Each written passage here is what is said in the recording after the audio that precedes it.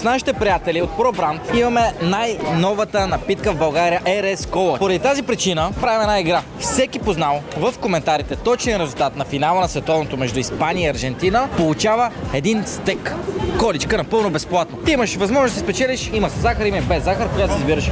С захар. Направо ти я давам. Искам да ми кажеш кой според теб ще спечели световното. Според мен Испания, ама трудно, може и в продължение или на досък. Нямал ще вкара гол в продълженията, ако го остават в игра. Матч свърши може би 2-1 за Испания с продължение. Ще да пробваш напитката и да ми я цениш 1 от 10. Да. Супер. Спечели Испания 2-0. Кой ще вкара? Ферран Торрес. Заповядай тази количка. 2-1 за Аржентина. Кой ще вкара? Лаутаро Мартинес. Алварес. Ти си получаваш една напитка от нашите приятели от ProBrand RS Cola, най-новата кола на пазара. 2-0 за Испания. С гол е на Микел Мерино. Оярзабал може. Ти с захар ли искаш или без захар? Една количка. С захар. 3-1 за Испания, обаче има много голям шанс Аржентина да спечелят. Кой ще вкара според теб?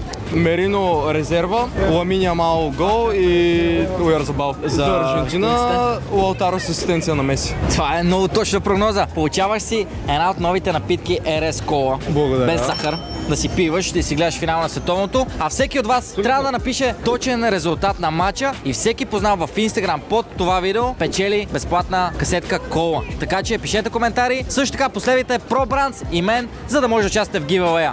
Айде!